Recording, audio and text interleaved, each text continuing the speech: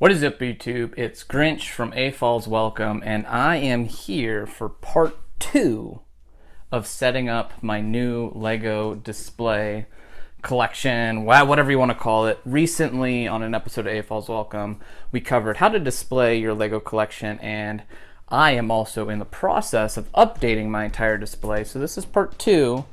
The next part will be the big new collection reveal. So let's get through this because that means after this I get to start unboxing Lego, getting it on these shelves, and I am super excited for that. So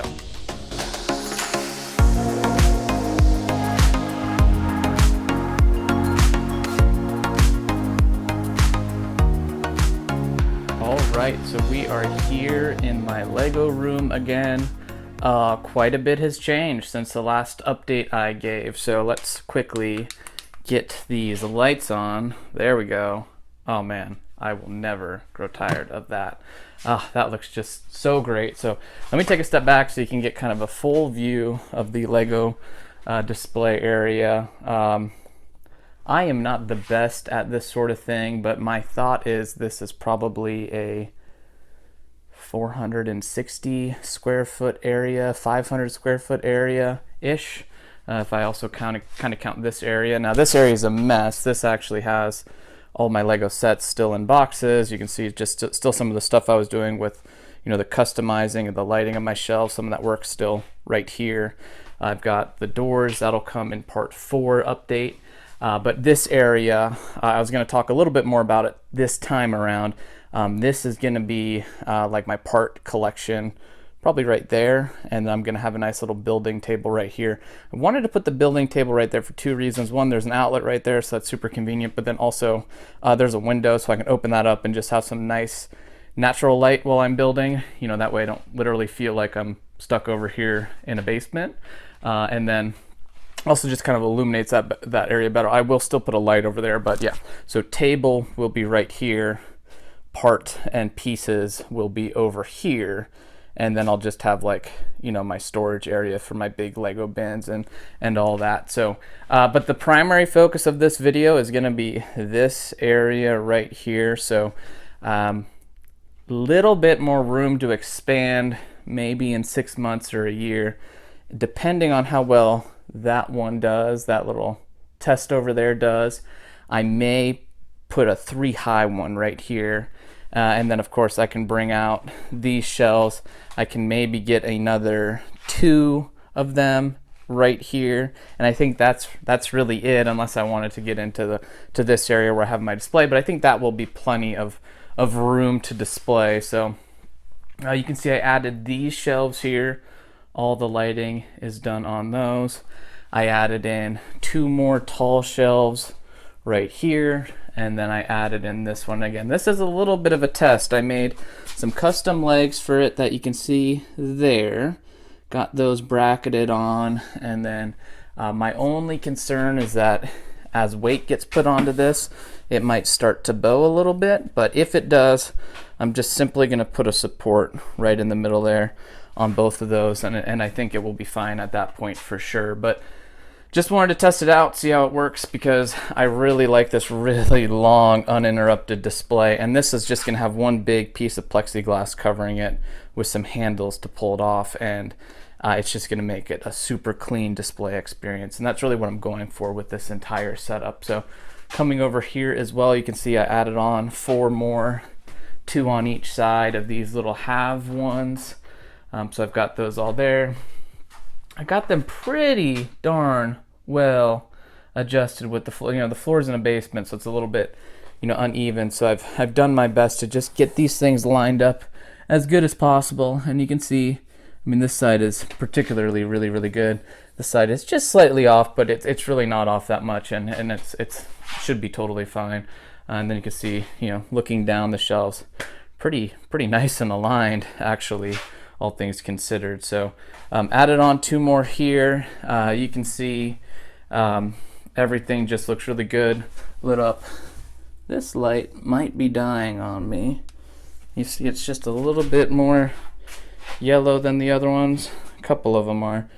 If they do, that's okay. I've got a couple of extra ones. It's easy to switch them out you know, once I've got them installed. So as you see here, the soccer stadium, I'm gonna get that all set up and have a nice little soccer stadium here.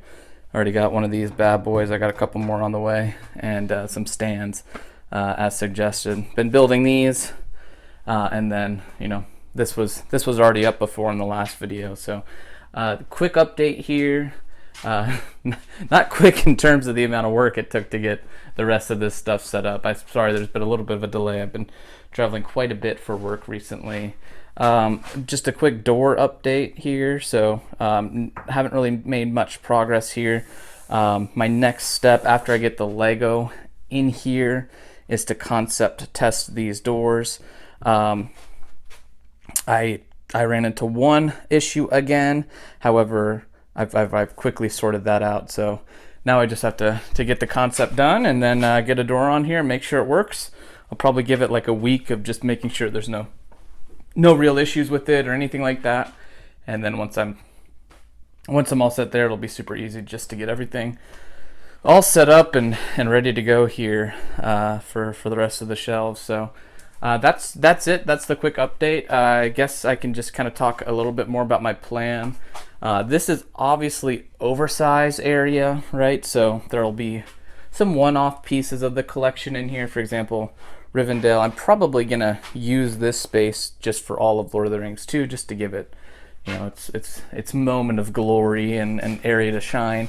This middle section, I'm probably gonna do Marvel is my guess in here, depending on how everything fits. And then I kind of talked about how the modulars are gonna be up here. That will still be the case. And then over here on this part, I was thinking about putting Ninjago City up here because there's not a ton of them. The only challenge is that some of those are the 2 base plate wide builds, like Ninjago Docks and the markets. So I'll have to see how much room I can get up there. If not, I'll just tack them on over here and maybe put some other modulars here or something. This, I think, is going to be kind of my like super exclusive specialty section.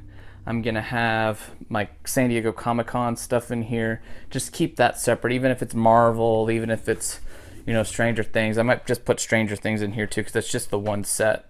And then I can put the Barb Comic-Con figure right next to it, and the Castle Buyers, you know, store within the mini build from the store in there. But yeah, the idea here is just like really focus on the Comic-Con exclusive stuff.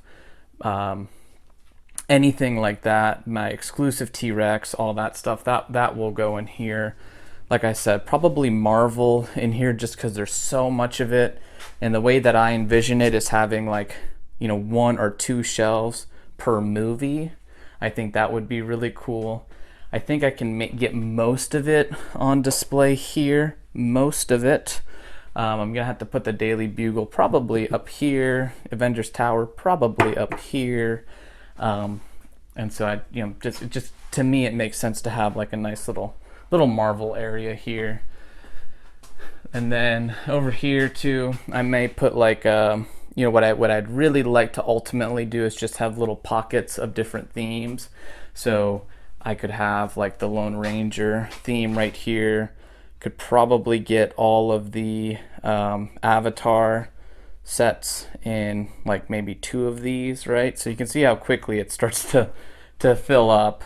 Put the Nintendo stuff in one of these, and then probably left over for Marvel, Pirates of the Caribbean, right? Indiana Jones will probably have just 2 or 4 of these sections. I'll probably have one-off sections for stuff like the Viking Village. You know, with this looks pretty good right here, but what I might do is just get 1 or 2 other random gift with purchases with it, just to make sure I'm using the space as productively as possible. I don't really know what I'm going to put in here. I was thinking about doing Marvel in there because I don't think that it will, but maybe put the helicarrier right there. It might not be long enough. The helicarrier is probably going to have to go into one of those. But then, you know, put, you know, the larger ships in there where I can get them on a nice display, like the Milano and then the Benatar, so I might just make that like a single Guardians of the Galaxy area and then do something else down there. That might be a good use of that space. Overlap here, I'm not sure what I'll do here. Probably Jurassic Park. Jurassic Park might actually end up using 2 of these. I might have to push a shelf down just a little bit for that.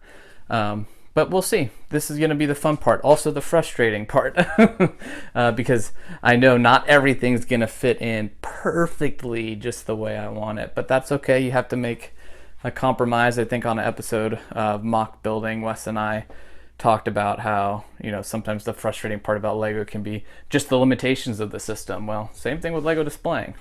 You know, you're just, unless you go totally custom, for 100%, it's just never going to be perfect. And then on top of that, they're going to come out with a set the next year that's going to throw everything off. So it's okay if it doesn't come in 100% perfect. Just need to be mostly happy with how everything looks. But I'm super excited. So I'm going to end this video because as soon as I end it, that means I can start working on getting Lego out of all those boxes over there. And that is super exciting. So check out that episode on A Falls Welcome about displaying your Lego collection if you haven't yet. Otherwise, thank you for watching and stay tuned for the next episode where I actually show off the entire Lego display.